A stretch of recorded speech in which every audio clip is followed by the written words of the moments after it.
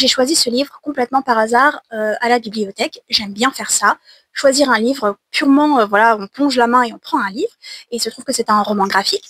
Et si vous m'avez suivi un petit peu sur les réseaux sociaux ces derniers jours, alors pas au moment où je poste ça, mais si vous me suivez sur les réseaux sociaux, il y a plusieurs semaines déjà, vous m'avez vu parler de ce livre. Je vous ai pas dit pourquoi j'étais pas contente et je vous ai pas dit de quoi ça parlait, mais dans mes propos, j'ai été plutôt virulente. Je pense qu'on peut dire ça comme ça. J'ai lu ce roman graphique en 1 heure et pendant 1 heure, ma tête, ça a été ça. Vous savez, à regarder la caméra imaginaire du genre. T'as vu toi aussi? T'as vu ce que je viens de voir? Aucune envie de défoncer un bouquin, j'ai aucune envie de dire du mal. Donc ce qu'on va faire en fait, c'est que cette vidéo, qui sert très certainement pas à grand chose, bah, je vais vous raconter l'histoire de La Maison qui grince de Carrie Franzman. Je vais aussi commencer d'abord par dire que je ne connais pas du tout le travail de Carrie Franzman et que après avoir lu ce roman graphique et dans le but de faire cette vidéo, j'ai fait quelques recherches et je n'ai pas trouvé la réponse à ma question. Si jamais il y a des gens qui sont au courant ou non, qui savent ou non, qui connaissent cet artiste ou non, aux dernières nouvelles, Carrie Franzman est une femme cisgenre. Maintenant, après, personne ne nous doit un coming out. Le seul truc, c'est que elle a l'air de parler beaucoup dans ses œuvres d'identité de genre. C'est également le cas dans La Maison qui grince. Du coup, suis-je bien placée pour en parler? Non, absolument pas. Ne sachant pas vraiment, puisque cette femme ne me doit pas un coming out, et ne faisant pas partie de la communauté non plus, de la communauté transgenre, là, dans ce livre. Je sais pas si mon avis peut être bon. Disons que moi, j'ai lu un truc qui m'a énormément mis mal à l'aise, énormément choquée, du point de vue d'un personnage trans et du point de vue d'une femme aussi. Sachant que moi, pendant tout le bouquin, je me suis dit que peut-être l'autrice, du coup, était un auteur plutôt, parce qu'il y a une vision de la femme un peu étrange dans ce bouquin. Donc voilà, je vais juste vous raconter l'histoire, vous raconter les faits, vous parler des personnages, et on va voir ce que ça donne. Et je vais essayer de rester calme et poli. Ce qui n'est pas dans mes talents, ça je le sais. La première chose que je vais dire, c'est que La Maison qui grince est un très joli livre de premier abord. Je peux pas vous le montrer, il y a des étiquettes partout, mais du premier abord. C'est-à-dire que c'est ça qui m'a fait le prendre, c'est-à-dire que la couverture est toute bleue. D'ailleurs, le livre à l'intérieur, c'est tout bleu avec un peu de noir, mais c'est très monochrome. Ça, je suis pas fan, mais c'est purement personnel. Le style graphique aussi, j'étais pas très fan, mais ça aussi, c'est personnel. Donc la couverture est en bleu avec des découpes au niveau des fenêtres de l'immeuble. Et en fait, la page de garde est jaune avec des dessins de la vie de tous les jours de l'immeuble. Et donc, du coup, ça fait très joli quand on ouvre. Voilà. Et c'est ça qui m'a appelé. Il y a également autre chose, en fait, qui est intéressant quand j'ai commencé à faire des recherches sur ce livre, c'est que ce livre, donc, est une traduction, La Maison qui grince, et que le titre anglophone, le titre anglais, est The House That Groaned, que je prononce pas très bien, je crois. Et The House That Groaned, c'est un petit double jeu, un petit jeu de mots sur ce qui se passe dans ce bouquin. La Maison qui grince, c'est pas spécifiquement une bonne traduction dans le sens où on n'a pas du coup le deuxième sens, mais je vois pas d'autre. Comment on l'aurait pu le traduire mieux? Voilà, c'est pas une attaque à la traduction, c'est juste que j'adore la traduction. Mais en gros, The House That Groaned, donc du coup ça parle d'un immeuble qui grince, d'un immeuble qui est en... D'ailleurs, oui, spoiler pendant toute la vidéo. D'un immeuble qui se casse la gueule. Voilà, il y a des fuites, il y a des rats, il y a des fuites de gaz, il y a de l'eau partout, ça grince toute la nuit. Voilà, donc une maison qui grince. Sauf que groaned, si je le prononce pas trop mal, et si jamais vous lisez des histoires un petit peu spicy avec des petites scènes de fesses, eh bien vous savez que groaned, c'est un mot qui est utilisé pour décrire très souvent en anglais les gémissements d'un homme lors de l'acte sexuel. Parce que dire un gémissement, c'est un peu trop féminin. Un bonhomme, ça grogne. Et si j'avais vu le titre de base, j'aurais peut-être été moins surprise quand, au bout d'un moment, j'ai ouvert le livre sans trop faire gaffe à une page et que je suis tombée sur une orgie. On va en rediscuter. C'est parti. Donc, La Maison qui grince, ça commence avec Barbara, une jeune femme qui veut commencer une nouvelle vie et qui arrive dans un immeuble. Et en fait, le premier souci que j'ai, c'est qu'en fait, ça raconte rien d'intéressant. Enfin, il n'y a pas d'histoire. C'est surtout ça que je veux dire. Il n'y a pas d'histoire. Le seul délire, c'est la vie de ces gens dans cet immeuble où personne n'a l'air d'aller bien. Voilà, c'est la vie des gens dans l'immeuble et c'est tout. Il n'y a pas de... On pourrait presque dire que le fil rouge, c'est Barbara, parce que c'est par ses déplacements et par la façon dont elle rencontre les autres qu'on en apprend sur les autres, sur les voisins. Mais sinon, il n'y a rien. Il n'y a pas d'histoire. On ne sait pas grand-chose de ces personnages. Le peu qu'on en sait, on n'a pas envie d'en savoir plus. Voilà. Donc, on suit Barbara, la petite nouvelle de l'immeuble. On suit Brian, Matt, je crois qu'il s'appelle, je pourrais me tromper, Marion, Janet, et il y a une petite vieille qui s'appelle Demi, sauf qu'elle, on la voit pratiquement jamais, donc elle ne sert pas à grand-chose. Donc on va rester sur les 5 autres. On va commencer par Janet. Janet, elle travaille dans son appartement, et Janet, c'est une dame plutôt âgée, qui en fait est à la tête, vous savez, de ces groupes un peu système pyramidal sur l'extrême minceur. Il y a beaucoup de choses sur l'anorexie, beaucoup de choses sur le fait de ne pas manger, ce genre de choses, voilà. Et donc elle, c'est un peu la tête d'affiche, la femme avec son nouveau programme pour vraiment m'écrire, pour bien m'écrire. Regardez comme moi j'ai perdu je sais pas combien de kilos en si peu de temps, et qui est une femme qui du coup ne mange que dalle, fait du sport à l'extrême, et a une haine viscérale pour les gens qui mangent, en fait. On a un petit peu de sa backstory à cette Janet, c'est que avant c'était une femme grosse, qui était moquée par sa mère énormément et qui donc a développé des troubles alimentaires et surtout un problème avec son corps tout simplement, et qui a décidé de perdre du poids parce que, alors qu'elle n'en avait pas grand chose à faire au début, à part que c'était blessant les propos de sa mère, mais parce qu'elle voulait un enfant et que son chéri ne voulait pas avoir d'enfant avec elle parce qu'elle était trop grosse, les risques de diabète et tout ça. Je sais pas si c'est réaliste, je sais pas si c'est vrai, mais en gros c'était ça. Et à chaque fois qu'il lui faisait ce genre de remarques, il lui disait « arrête de pleurer comme une fillette » ou un truc comme ça. Je sais plus c'est quoi la phrase. Je pense pas que je vais la retrouver. Mais en gros, c'est ça. Arrête de pleurer comme une fillette. On va rester là-dessus. Du coup, parce qu'elle veut absolument devenir maman, Janet perd énormément de poids. Et le jour où elle atteint le poids qu'elle souhaite et où le médecin lui dit c'est bon, en fait, il y a des solutions pour tomber enceinte, vous pouvez tomber enceinte. Elle rentre à la maison et elle voit son mari en train de coucher avec un homme. Niveau représentation queer, là aussi, on n'est pas dans l'extraordinaire. Hein, ok, et il lui dit arrête de pleurer comme une fillette. Donc ça, c'est ce qu'on connaît de la vie de Janet avant. Et dans la vie de Janet maintenant, Janet, elle est appelée pratiquement tous les soirs par quelqu'un qui la harcèle en fait et qui lui parle de sexe et de nourriture au téléphone au plein milieu de la nuit et de manière vraiment vulgaire et perverse et vraiment dans le but de la faire sortir de ses gonds. Vous allez voir qu'il y a tout plein de trucs qui se mélangent mais au final l'histoire c'est ça, enfin bref. Janet sort de ses gonds et se rend compte que la personne qui l'appelle, c'est Marion. Et Marion, c'est une dame qui habite plus haut dans l'immeuble. Marion, elle se plaît comme ça et on apprend même, beaucoup plus tard, que son but dans la vie, c'est d'atteindre l'obésité morbide. Voilà, niveau grossophobie, on n'a pas terminé encore, ok ? Du coup, Janet rentre dans l'appartement de Marion et y trouve une orgie.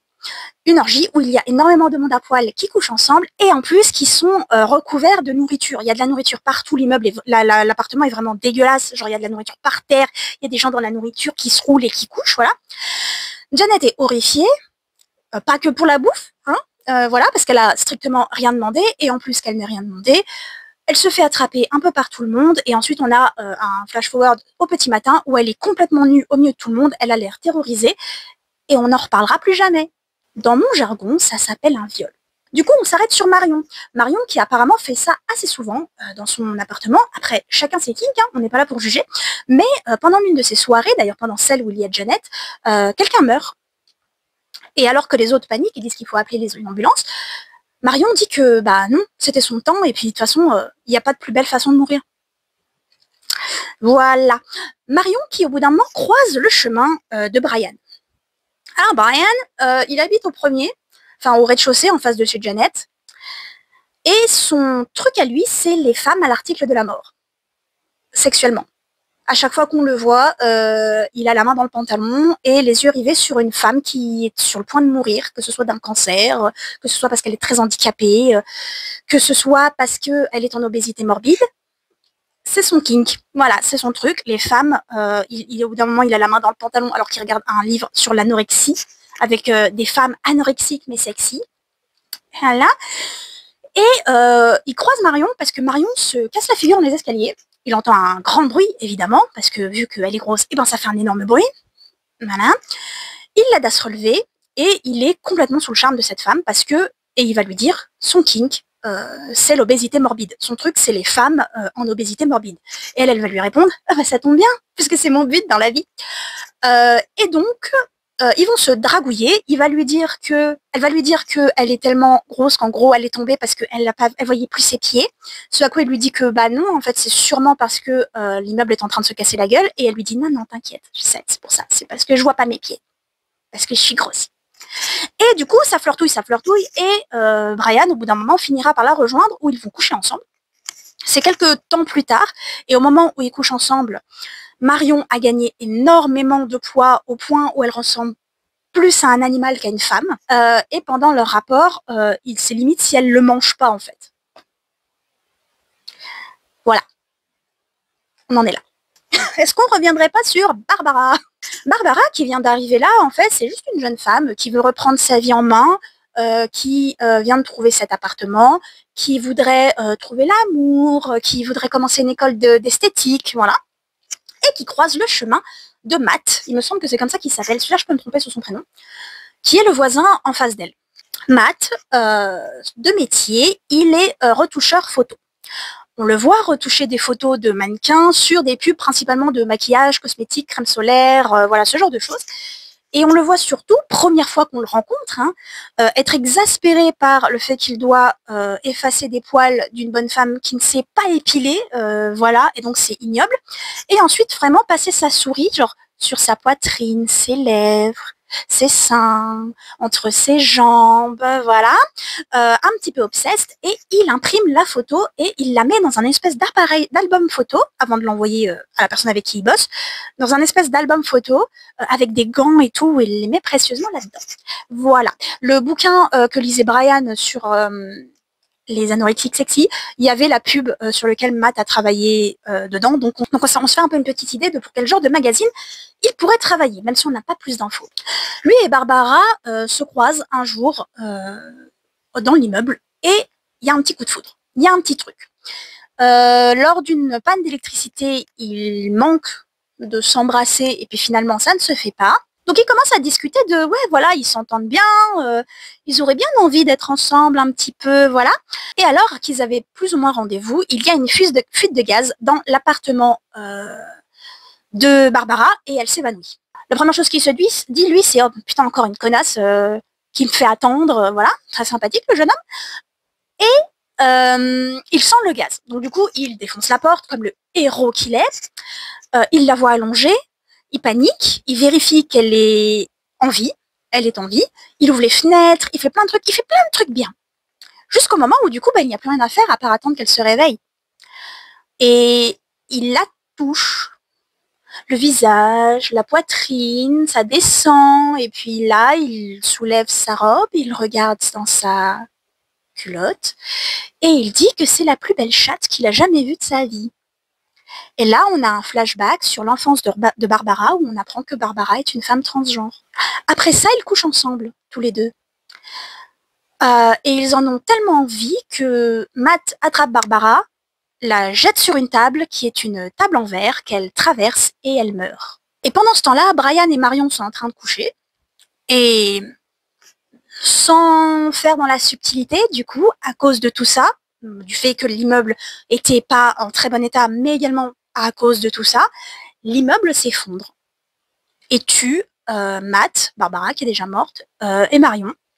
Ne survivent que Brian qui est complètement à poil et qui dit que c'était le meilleur coup de sa vie, et Janet qui a apparemment pris vachement cher au niveau du visage, mais on ne sait pas trop si elle s'est brûlée ou s'il s'est passé quelque chose, et ils s'en vont.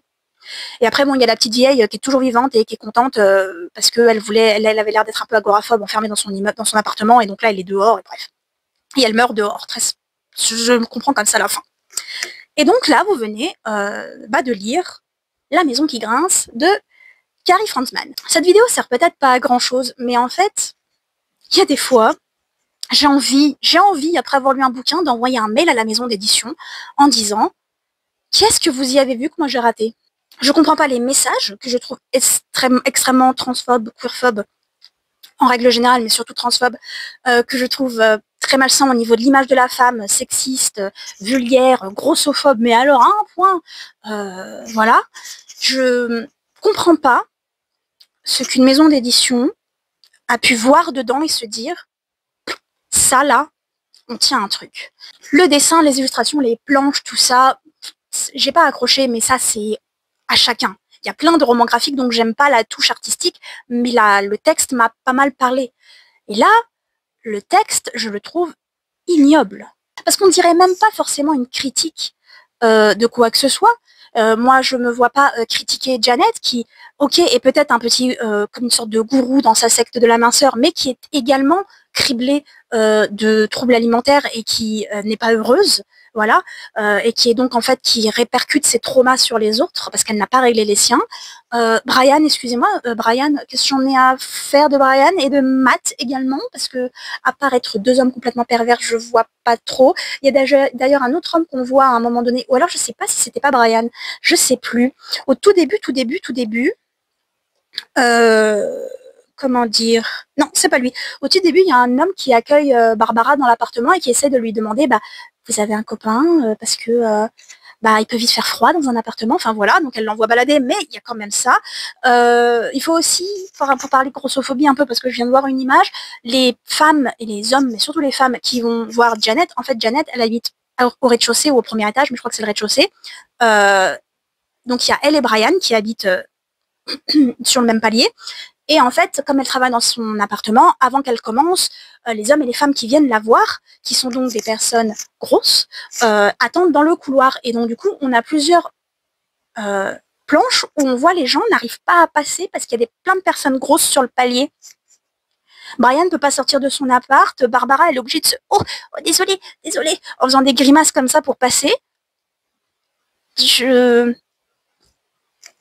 Voilà, quel message vous vouliez voir?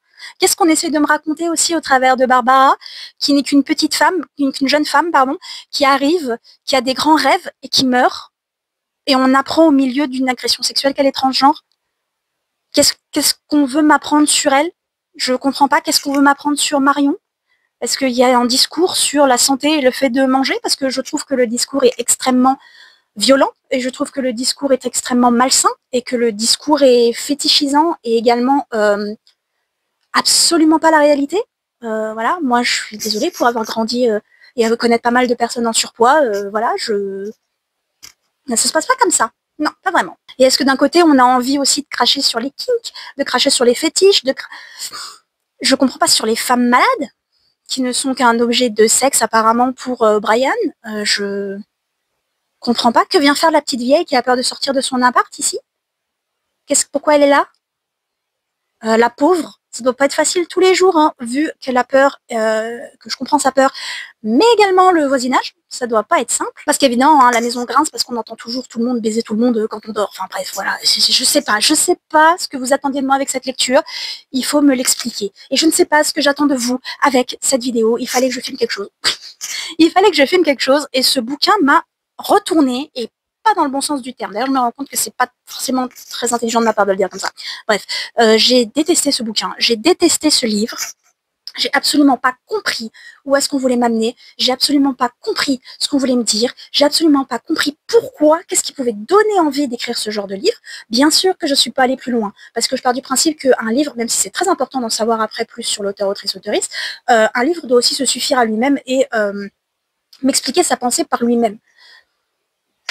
Et ben là, ça marche pas. Là, s'il faut que je fasse peut-être des recherches très approfondies, hein, peut-être que vous allez m'apprendre des choses dans les commentaires si vous décidez de laisser un commentaire et que vous avez déjà lu ce livre. Sachez que il n'a pas beaucoup de bons retours. Il est sorti en 2012. Sur Goodreads, il a 2 étoiles. Il y a 5 reviews, je crois. Pareil sur, je sais plus si c'est Babelio ou Booknode que j'ai été voir. Babelio, il y a genre 36 avis, il y a 3 personnes qui ont laissé un commentaire, dont un qui dit que c'est révolutionnaire et les 2 autres qui disent c'est quoi ce truc-là et qui ont mis 1 étoile. Je me planche beaucoup plus de ce côté-là. Je sais pas. Mais voilà, c'était donc ma review lecture. Ça faisait un moment que j'avais pas fait de review lecture et ça faisait un moment, enfin ça fait pas un moment, j'en ai fait une il y a pas très longtemps, mais ça faisait un moment que j'avais pas fait une review lecture centrée sur un seul livre. D'ailleurs, je l'ai pas fait très souvent, il me semble. La plupart du temps, c'est pour parler d'un bouquin que je peux pas me boire. Il y a un schéma qui se répète, je crois. Voilà, n'hésitez pas, dites-moi ce que vous avez lu de bien cette année. Moi, j'ai lu plein de trucs très sympas, donc j'espère peut-être pouvoir vous faire une vidéo à la fin de l'année, une sorte de mes meilleures lectures de 2025, pourquoi pas. C'est pas une promesse, parce que vous commencez à me connaître maintenant, je crois. Mais voilà, parlez-moi de livres sympas, de livres avec des personnages gros qui vivent leur vie, des livres avec des personnages transgenres qui vivent leur vie. Enfin, je sais pas. Dites-moi, est-ce que vous avez envie de lire le livre? Peut-être un petit hate reading, un petit peu. Peut-être, voilà, une curiosité malsaine. Je ne sais pas. N'hésitez pas à me donner tous vos avis sur cette vidéo et sur ce livre, que vous l'ayez lu ou non. Dites-moi ce que vous avez lu de bien. Je vais aller me mettre en pyjama et faire du crochet, parce que actuellement, c'est tout ce que je fais. Je vous aime beaucoup plus que mes lectures récemment. En même temps, la barre a pas l'air très haute. Je vous adore, je vous adore, je vous adore. J'espère que le son était bien, parce que j'ai pas encore réussi à trop dompter ce truc-là. J'ai pas l'habitude des tout petits micros comme ça, sachant que c'est pas un micro de très grande qualité. Je vous fais des bisous. Je vous souhaite un bon dimanche, et on se voit une prochaine fois. Parlez-moi de bons livres, s'il vous plaît. Parlez-moi de bons livres.